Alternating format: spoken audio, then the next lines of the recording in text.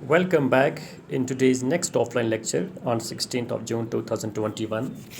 So, dear students, I made you aware about the different characters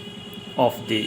play, The Proposal, written by the Anton Chekhov, a Russian short story writer. So, now let me brief you about the traditions or the customs that were taken into the effect by the Russian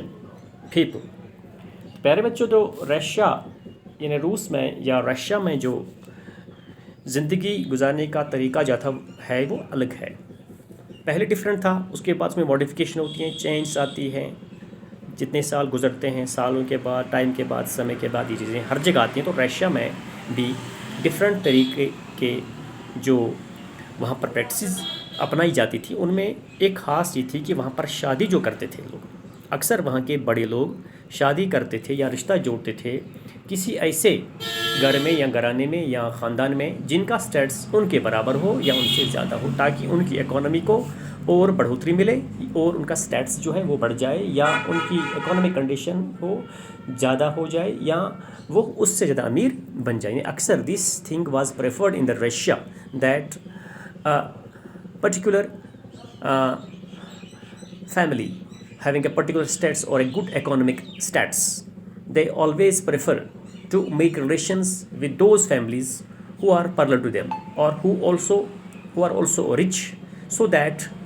they may get benefited from this richness of the other party who is being made related to them. ठीक है, तो यहाँ पर practice की जाती थी कि अक्सर प्रेफर करते थे रशिया के लोग कि बड़े वो लोग जो अमीर तबका जो वहाँ पर था वो इस चीज़ को प्रेफर करते थे, इस चीज़ को तरजीह देते थे कि उनकी रिश्तेदारी, उनका रिश्ता उस घर में, उस ख़ानदान में हो जाए जो उनसे या तो ज़्यादा अमीर हों या उनके बराबर हों या बहुत अमीर हों, ताकि वो अपनी उस इकोनॉमिक कंडीशन को बढ़ाना चाहते थे। तो एक वहाँ पर रिवाज था। तो इसी तरह से भी जो मैंने बोला कि 3 कैरेक्टर्स जो है यहाँ पर हैं, एक तो है को जो है जो लैंडलॉर्ड है, उसकी बेटी नतालिया है, और उसके बाद जो है लोमो है, दूसरा हमसाय उनका है, जो मैरिज प्रपोजल लेके उसकी बेटी के लिए आता है, उसकी बेटी का हाथ मांगने के लिए आता है। तो ठीक है, तो रशिया में जो रिवाज था वो शादी का, वो ये था कि वहाँ पहले अक्सर जो शादियों पर अरेंजमेंट हो वो अक्सर रिंग्स का अरेंजमेंट होता था। रिंग्स वहाँ पर पहनी जाती थी, या जो ब्राइड्स ड्रेसेस होते थे या कार्स होती थी या रिसेप्शन होती थी, तो ये बहुत बड़े धूमधाम से वहाँ पे हुआ करती थी। तो उससे पहले जो ये बारात का या शादी का खर्चा जो था, ये पहले दुल्हन जो होती है, ब्राइड जो होती है, उसकी तरफ से ये खर्चा दिया जाता था, लेकिन वो अर्लियर टाइम। लेकिन अब जो है, अब तो इस वक्त ही वहाँ दुल्हा और दुल्हन यानी ब्राइड ग्रूम और ब्राइड उनके घर वाले दोनों ये एक्सपेंसेस जो एक्सपेंडिचर है इसको उठाते हैं। ठीक है, तो सबसे बड़ी बात इसमें जो ये होती है कि जब भी वहाँ पर निकाह किया जाता था यानी रजिस्ट्रेशन, मैरिज की रजिस्ट्रेशन जो की जाती थी, उस समय वो चीज़ जो बहुत अच्छी होती है देखने में कि वहाँ पर रशिया के लोग जो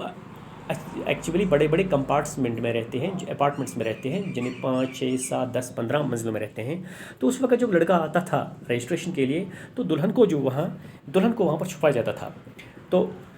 उस सीढ़ियों को चढ़ने के लिए जहाँ पर उनकी रजिस्ट्रेशन होनी थी, तो वो सीढ़ियाँ क्रॉस करने के लिए, हर एक सीढ़ी को क्रॉस करने के लिए चंद कंडीशंस, कुछ शराइत रखे जाते थे। मिसाल के तौर पर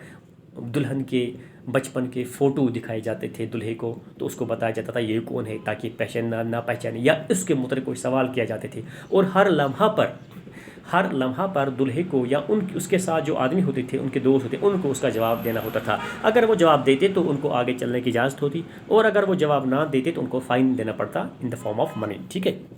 तो वहाँ पर प्रैक्टिस हुआ करती थी ये।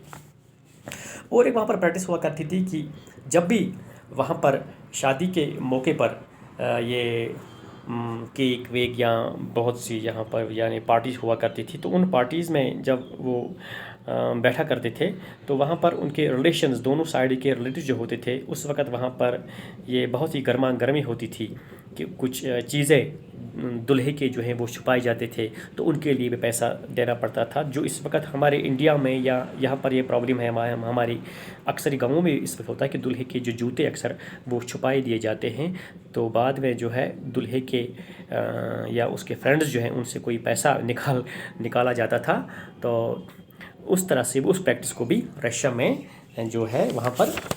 इस्तेमाल उस तरह तरीके से वहाँ पर उस प्रैक्टिस को भी अपनाया जाता था। तो उसके बाद जब उनकी मंगनी होती थी तो उसके बाद क्या होता था